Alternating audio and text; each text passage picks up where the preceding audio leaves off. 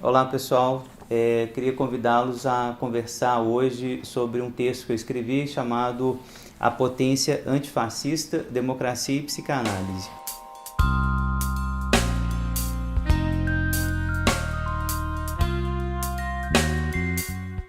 Esse texto está publicado nesse livro chamado Rompimento Democrático no Brasil e escrevi a convite dos professores Lucas Gontijo, José Luiz Quadros e o Ricardo Moraes, a quem eu queria agradecer aqui publicamente nesse vídeo pelo convite, pela obra que eles organizaram. Tem textos bem interessantes, está publicado pela editora De Plácido. Vou deixar o link do meu texto nos comentários aí, na descrição do vídeo. Eu vou dividir esse vídeo em 3 partes. E nessa primeira parte eu queria falar um pouco sobre algumas definições para que a gente entenda o argumento de maneira geral, tal como eu vou desenvolver nas outras partes do vídeo.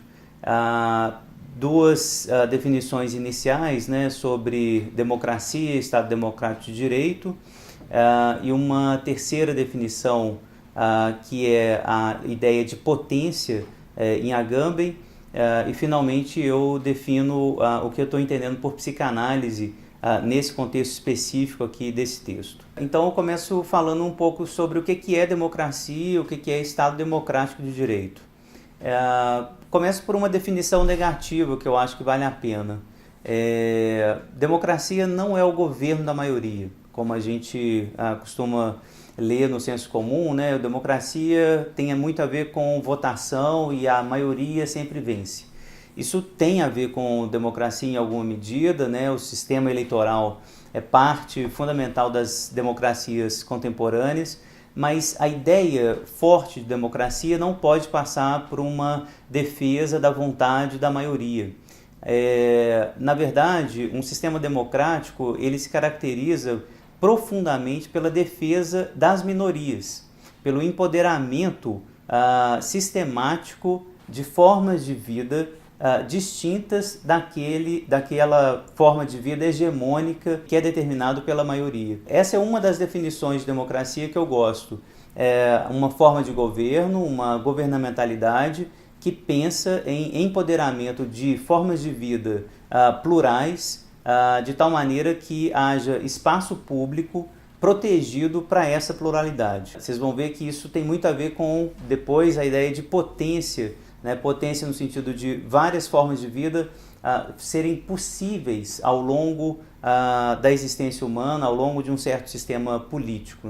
Uma outra definição de democracia vai ganhando forma nos últimos séculos na ideia de Estado Democrático de Direito. Na verdade, nesses últimos 2 séculos, isso vai ficando cada vez mais consistente, atrelar um sistema de governo democrático a um aparato institucional chamado Estado Democrático de Direito, que é a ideia de que o Estado ele pode se organizar através de várias instituições que dividem o poder para que se vigiem, para que se desarticulem grupos hegemônicos que possam ser movidos por interesses econômicos, religiosos, de classe, etc., exatamente para que o poder se divida, para que o poder ele não fique concentrado num determinado grupo específico. Então a ideia é que o Estado Democrático de Direito ele seja uma série de dispositivos para que a sociedade civil e vários grupos que a compõem possam ter acesso a poderes e a poderes de fato, de tal maneira que aquilo que se convencionou chamar, a partir da Declaração dos Direitos Humanos, como direitos civis básicos, como direitos humanos que todos deveriam poder ter acesso. O Estado Democrático de Direito tem, então, por definição, o objetivo de fazer com que esses direitos humanos sejam não só possíveis, mas como também vividos pela maioria absoluta de toda a população de um determinado território. Então, são definições iniciais que vocês estão vendo, são bem em senso comum, mas que eu queria frisar essas partes fundamentais. A pluralidade de formas de vida, sejam elas marcadas por classe, gênero, raça, posição social, religião, etc. Esse é um primeiro ponto. E o segundo ponto, a ideia geral de direitos humanos atrelado à ideia de democracia. Né, direitos humanos os mais básicos possíveis, né, que vão da livre expressão até o direito a não ser escravizado, mas também ideias que são muito caras à democracia, que passam pela defesa sistemática, consistente da pluralidade. Eu acho que essas são as definições iniciais. A segunda definição tem a ver com a ideia de psicanálise, né? Estou querendo restringir aqui o que eu estou entendendo por psicanálise nesse texto. Vocês vão ver que é uma definição bem específica. Também a gente pode ampliar essa definição, né, em outros textos e outras conversas. Mas aqui eu queria entender a psicanálise como um dispositivo que nasce no seio da burguesia, né, no seio dessa classe política que, num certo sentido, ela é fundada na ideia de que não há nada, não há nenhum tipo de natureza, nem política, nem humana, nem divina, que nos determine a ser o que somos, que também coincide, num certo sentido, né, com o fortalecimento do Estado Democrático de Direito. Né, essa classe política, a burguesia, também um termo bastante amplo aqui, eu estou usando no sentido bem amplo, ela nasce né, ao longo, né, do século, a partir do século XV, do século XVI em diante, né, fazendo uma história muito ampla, lutando contra poderes monárquicos, poderes que têm a ver com o poder soberano, como Foucault vai apontar.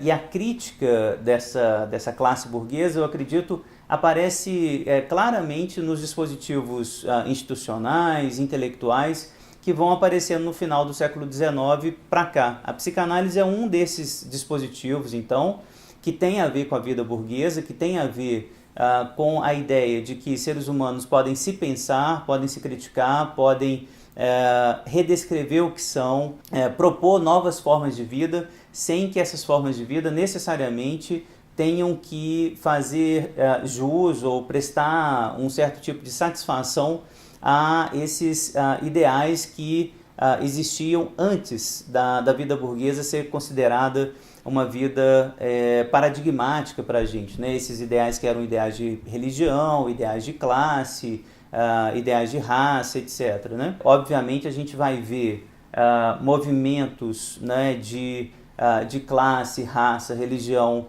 tentando impedir o desenvolvimento desses dispositivos, né, institucionais, como o Estado Democrático de Direito, como a própria psicanálise, etc.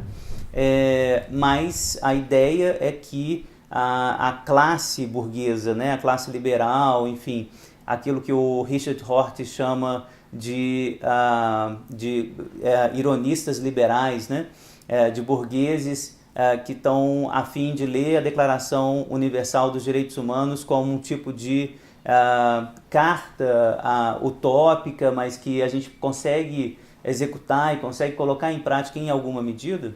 Essa classe social, então, ela tem a ver com essa invenção que é a psicanálise no final do século XIX e que perdura ao longo do século XX. E que está até hoje no século XXI. A ideia da psicanálise, então, é pensar a psicanálise aqui nesse texto como um dispositivo e um dispositivo de cuidado de si, né? Cuidado de si que visa, num certo sentido, a ideia de que o sujeito ele possa se governar, ele possa se conhecer, ele possa, de alguma maneira, se modificar na medida em que ele descobre, conversando com o analista, os seus desejos inconscientes, quais são suas fantasias, o que move esse sujeito ao longo da sua vida. Se ele se modifica, se ele pode se modificar, é porque ele é visto, num certo sentido, e compreendido como um projeto aberto, de tal maneira que ele possa se redescrever sendo mais crítico àqueles critérios que anteriormente ele usava para se redescrever. Em particular, critérios que eram rígidos demais, inflexíveis demais, critérios, por assim dizer, metafísicos, critérios que estavam aquém ou além da história, né? Critérios teológicos, critérios naturais, critérios que iriam tentar fazer com que esse sujeito se descrevesse de uma maneira fora da história, né? A psicanálise ela tenta incluir o sujeito na sua história libidinal, fazer com que essa história dele, na medida em que é incluída na história libidinal, na própria história política sob a qual ele vive, a psicanálise convida esse sujeito a se ver como um projeto contingencial, como um projeto estético, mais próximo da estética do que da natureza. Não é? Essa ideia de que o Foucault vai tentar aproximar a psicanálise do cuidado de si, da estética da existência, me parece uma estética, uma ideia profundamente importante, uma ideia provocativa, né, que a gente pode conversar sobre ela. A terceira e última definição é a ideia de potência do Agamben. É uma ideia que ele desenvolve no livro chamado A Potência do Pensamento, né? Esse artigo, um artigo que está disponível, inclusive na internet, vou deixar ele na descrição do vídeo também. E nesse artigo, que é um artigo pequeno, mas muito provocativo, muito interessante para a gente pensar em algumas coisas a partir da filosofia, serve também para pensar nisso que eu vou desenvolver aqui como potência antifascista. A ideia do Agamben é retomar um termo do Aristóteles, a potência, para a gente pensar no que existe de potência no campo do humano também, de maneira geral. Então, Aristóteles está pensando se existe ou não uma determinada faculdade quando essa faculdade não é executada. O exemplo que o Agamben usa, né, tomando de Aristóteles, é a ideia de um sujeito que sabe tocar cítara, né? A capacidade de tocar, né, esse instrumento musical, ela está lá? Para Aristóteles, sim, ela está, né, mesmo quando ela não está sendo executada. Quer dizer, é importante para Aristóteles lembrar que a ideia de uma certa faculdade, ela continua, ela persiste, mesmo quando essa faculdade não está sendo executada de fato, né? Estou fazendo uma leitura do Agamben aqui bem geral, não vou entrar nos méritos filosóficos desse texto. A ideia do Agamben a partir desse exemplo, e eu vou utilizar esse exemplo para a gente pensar na psicanálise, talvez pensar, né, sugerir para a gente pensar na ideia de liberdade, né, na ideia de potência humana de maneira geral. Nesse artigo, Agamben inclusive diz que a ideia de liberdade para Aristóteles, para o pensamento grego, não fazia muito sentido. Então, existe uma advertência do Agamben nesse sentido no artigo, mas eu acho que ele coloca essa advertência exatamente para dizer, olha, essa ideia de potência hoje, lida hoje, pode ser importante para a gente pensar na liberdade hoje, mas para Aristóteles não. Como assim? A ideia é a seguinte: se o pianista, né, o tocador de cítara, enfim, alguém que tem a potência de tocar alguma coisa, de fazer alguma coisa, diante dessa tarefa, diante da iminência dessa tarefa, pode não fazer, aí é que está o cerne da liberdade humana. Porque se o sujeito ele só pode fazer algo, então quer dizer que ele não é livre para poder não fazer. Essa ideia que o Agamben vai começar a desenvolver do poder não tem a ver com a ideia de potência. Potência está muito mais ligada à ideia desse poder não do que propriamente a ideia de poder fazer alguma coisa. Então, poder não tocar, sendo que você pode tocar, tem a ver com essa ideia de potência para o Agamben, e que por consequência lógica, né, me parece que tem a ver com a ideia de liberdade humana geral. Então, vou usar esse conceito de potência de uma maneira bem livre aqui, não estou usando propriamente o desenvolvimento do Agamben, mas a partir dele.